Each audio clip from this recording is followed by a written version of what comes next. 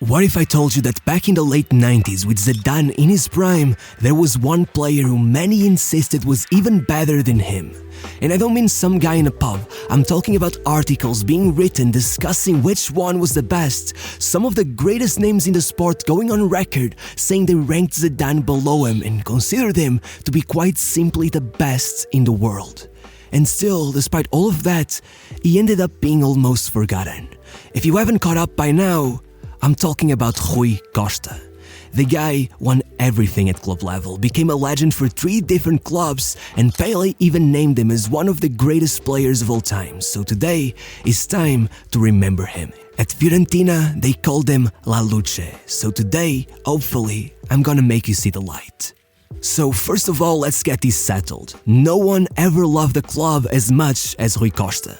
As a baby, the first word he ever spoke was literally Benfica. Everyone in the family was obsessed with the club, and at the age of 9, something incredible happened. Benfica organized an event for season ticket holders where their kids would get to come over for a day and play in their training complex.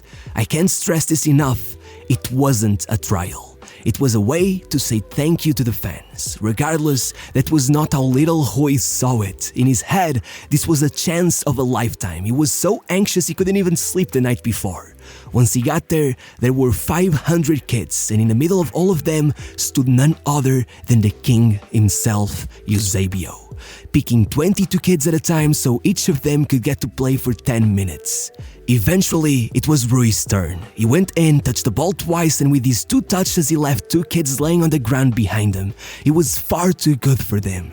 Eusébio saw this and called for him to leave the pitch. Hearing this, little Rui assumes he did something wrong and goes running towards his father saying, "Mr. Eusébio doesn't like me," when, in reality, Eusébio had finally found the heir to his crown.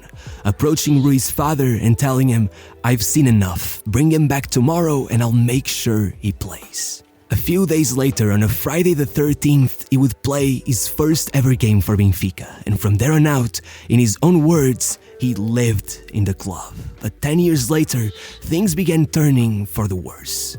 Already 19, Benfica somehow wasn't sure he was good enough to deserve a chance, and so, with the end of his final season at the academy getting closer, he was informed that he was going to be dismissed. But it was right there that he was called up for a youth match against FC Porto that Benfica lost 4-0. Regardless, at that same time, scouts from third-tier club FAF watched from the stands as they were supposed to have a meeting with FC Porto president Pinto da Costa after the match about getting some players on loan. But well, he stood them up and the meeting never took place. But right as the whole entourage from FAF was about to head home empty-handed, one of them said something like, "Well, we could talk to Benfica about that kid Rui Costa, he seemed good." And that's the story of how, without meaning to, the president of FC Porto stopped rivals Benfica from wasting the biggest talent to step into their academy in over 50 years.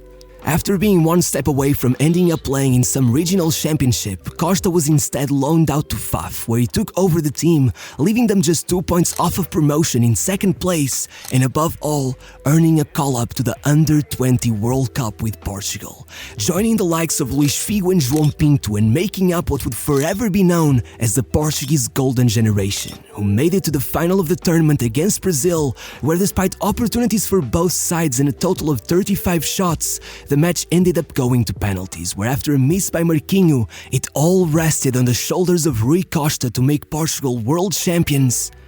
And of course he scored. In the blink of an eye, he went from reject to being the most cherished player in the country, and still, Benfica seemed determined on giving him a hard time. Following the tournament, Benfica told him that despite all that happened, it was still for the best to loan him out again. But then, they just never did it, with Rui eventually even saying, "Well, to this day they still haven't told me to go away, so I guess I'll stick around." Regardless, over the next year and a half, despite going through a pretty bad period, Benfica made it really hard for Rui Costa to break into the starting 11, and it was only after he scored a hat-trick in one of those rare starts that they finally gave him a proper chance, and surprise, surprise, Rui somehow helped them go almost undefeated for the rest of the season, nearly coming from behind to take the title, finishing only 2 points below Porto and even winning the Portuguese Cup for the first time in 7 years. Once the season was done, Costa even received an offer to join rival Sporting, earning 10 times more money. But still, the guy only wanted one thing, and that was Benfica, so he stayed, and right on that first full season as a starter, he performed a miracle, bringing Benfica what would be their only league title in a span of 13 years, finally taking the step up to becoming quite simply one of the most sought-after talents in Europe. And with Barcelona having just lost Michael Laudrup to Real Madrid, it was all a no-brainer. They went after him with all they got, and very quickly the deal was done. But with only the signatures left, Benfica pulled back and demanded 5.5 million, substantially more than before, leading Barcelona to pull back. Any other player would have gone on strike and made a huge fuss. Joining Barcelona was a dream. I mean, they were literally the dream team. But then, recently promoted Fiorentina came along and offered those same 5.5 million Benfica had asked for, and against all common sense, Rui Costa took that offer instead. His reasoning was pretty simple. Benfica were struggling financially and Rui loved them above even his own career. Whatever he could do to help them, he would. And so, that was it. For some perspective, those 5.5 million made them the most expensive Portuguese player to ever come out of the league. Just imagine, the following year, Figo was bought by Barcelona from Sporting for less than half of that fee. Let's just say that at Barcelona, he went on to win the Ballon d'Or. Would he have done that at Fiorentina? I guess you tell me. Regardless, Costa never regretted the move. Right as he arrived, he was handed Baggio's number 10 shirt, who no one had managed to keep for more than a season ever since he had left. But Rui Costa was no average Joe, and by the time he had finished his second season, despite the fact Fiorentina were still bouncing back from a relegation 3 years before, together with Batistuta and Toldo, he took them to a 4th place finish and won them the Coppa Italia, their first trophy in 21 years. Before he had even adjusted to being in a new country, the city had fallen in love with him, and the nicknames they gave him were enough to tell that love story. Rui Costa was the Prince of Florence, but above all, he was La Luce, because when Fiorentina went through the darkest of times, he became their light. But to speak of his time at Fiorentina, you just gotta talk about Batistuta. It was a blessing to Rui Costa. The playmaker who could put the ball anywhere on the pitch had found a striker who could score from any position. It looked as if the two shared a telepathic bond, and quickly they had become the most iconic duo of the Serie A, with both getting nominated to the Ballon d'Or. On another note, if there was any doubt of Rui Costa's undying love for Benfica, in his 3rd season in Italy, it was all confirmed.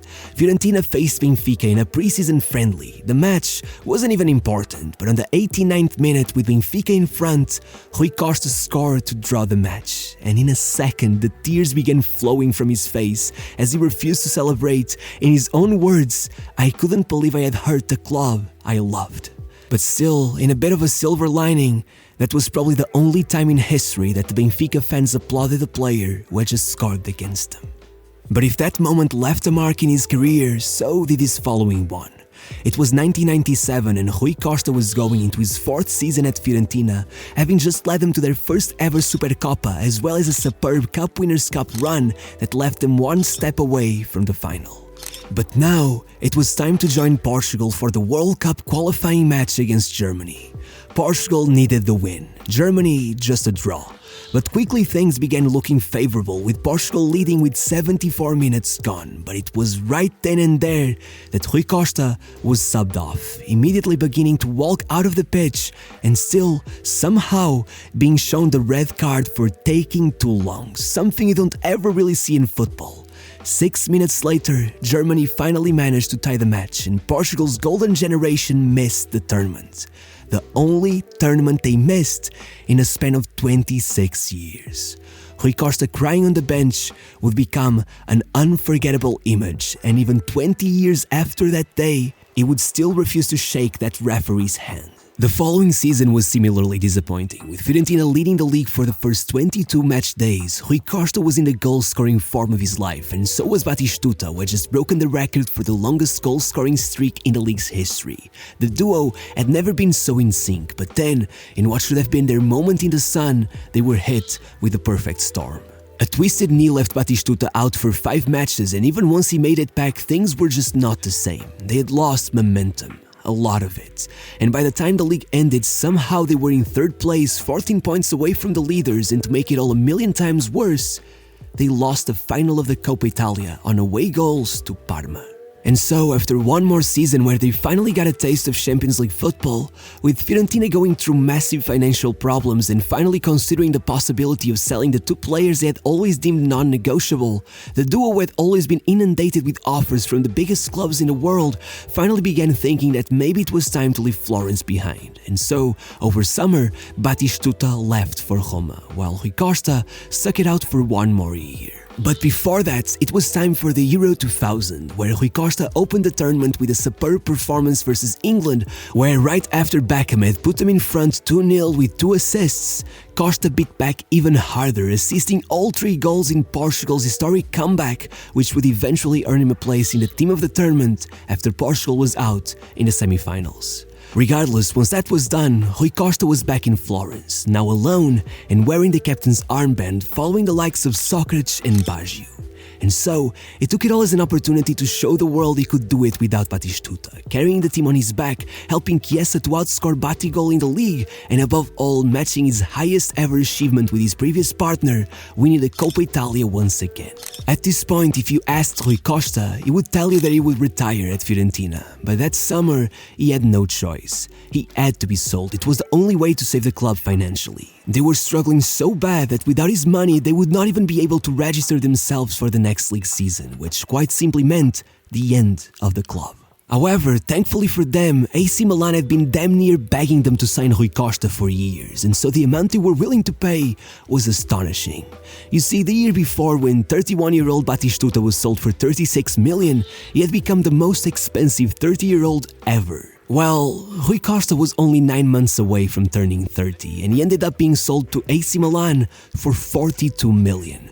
The only time a 29-year-old had ever been moved for more money than that was literally Zidane, who a few weeks later became one of the first Galácticos. And so, rightfully, it became a debate: Zidane or Rui Costa. Now it can seem like a simple choice, but back then it wasn't. In fact, Real tried to buy Rui Costa before they even approached Juventus for Zidane, and according to Rui, just 2 days before finally signing for Milan, who were his favorites, he had been informed he could start planning his life in Madrid as the deal was practically done. And when it comes to people's opinions, well, Inzaghi, who had even played with Zidane at Juventus, was quick to tell the press that he would pick Rui Costa. But hey, you may say that Inzaghi was crazy or that he was upset over the way he left Juventus. But well, by 2001, Jorge Weah was all the way back in Marseille, and even he would tell the press that he not only wished he could still be in Milan so he could play alongside Rui Costa, but also that he spent years pleading with Milan's board to sign him, claiming that in his opinion, he was the best player in the world and should win the Ballon d'Or. And if that's still not enough, let me tell you, Weah was not even the only Ballon d'Or winner to claim Rui Costa was also worthy of the greatest award in football, with Shevchenko eventually also coming out with immense praise for the playmaker and claiming he was the best in the world. I guess you can say Rui Costa was your favorite player's favorite player. As Costa arrived in Milan, Boban went the other way, and once again he got to carry the number 10 on his back, following the likes of Rivera, Gullit and even Ancelotti. But this time around, things weren't so easy. His debut season went horribly wrong as he broke his wrist on his very first match for the club, staying on the sidelines for a full month, and then being tormented by injuries throughout the season, being out for more than a month on 2 more occasions, before going on to play in an extremely disappointing World Cup that saw the golden generation go out of the tournament in the group stage. Against all expectations, 1 year after arriving in Milan, Costa had seemingly caused no impact and now seemed to be on his way out, with AC Milan even signing Rivaldo to cover up for him.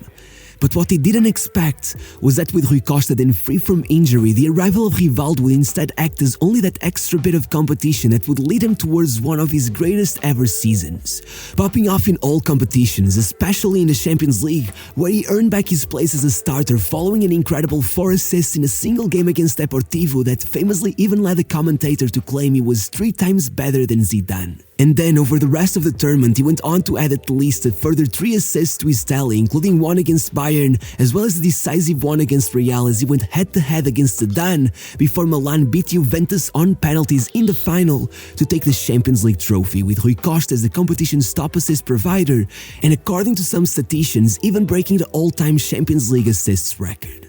In fact, this sudden rise in form was so incredible that it rendered Rivaldo's arrival completely futile, with the Brazilian barely getting any playing time in the Champions League and finishing the season by winning the Bidon d'Oro for worst signing of the year. The following season, Rui Costa started on a high note, assisting the goal that would give AC Milan the European Super Cup before he went on to finally win the Scudetto, the one club trophy that he still hadn't managed to get his hands on. But that year became notorious for another thing. The arrival of Kaká, who being 10 years younger than Costa brought another level of energy to the game that Ancelotti just couldn't resist, beginning to leave Costa on the bench in his favor towards the end of the season, with the press even asking Costa if he was angry at the situation, to which he would respond, "Why would I be angry? At the most 2 years from now, that kid will win the Ballon d'Or. It's a joy to be alongside him." In fact, even more incredibly, one day looking back at all of this, he would say, "I knew at that age I didn't have the strength to go up against a monster like Kaká, but on that first year, I gave him a run for his money. I did that because I wanted to watch him fly." Still, with his final years arriving, there was one thing Rui Costa wanted above all else, and that was to make history with Portugal, and what better time for that than the 2004 Euros with the entire country by his side. At the tournament, despite the lack of playing time, now that Deco had taken over the number 10 spot, Rui Costa still shined bright as ever, scoring in the 2 matches he played on his way to the final, even scoring one of the goals of the tournament in extra time against England to put Portugal in front. But unfortunately, even after he came on in the final to try to save the match with 30 minutes to go, no one could stop the Greek miracle, and what could have been Rui Costa's victory lap ended up as nothing more than heartbreak. And his next season with AC Milan wasn't much better, being brought on with 8 minutes left in the Champions League final to shake things up, only to get a first-row seat to the miracle of Istanbul. Well, at least that campaign brought us this photo of Materazzi and Rui Costa staring at a cloud of red flares, one of the most iconic Champions League moments of all time, and one of the few Champions League knockout matches to ever be surrendered. And it was following one more season that Rui Costa, despite knowing AC Milan would even like to renew his contract for a further year, that he asked them to release him so he could come back to Benfica. And despite the fact that many clubs were still willing to pay for his transfer, with Benfica not able to afford that, AC Milan allowed him to leave for free as a thank you for his many years of service. Once again, Rui Costa could have gone for the money and taken a millionaire move to the Middle East, but instead, he came back and stayed for 2 seasons, carrying Benfica to the Champions League in both, with 2 incredible performances in the playoffs, still scoring 10 goals in his final season and giving the fans a bit of hope in what were some dark times for the club, before rejecting another millionaire move only so that he could quite simply end his career in his own club among the people he loved. Now, 14 years later, Rui Costa is the president of Benfica. And I believe he would say that all of the sacrifices he made were worth it.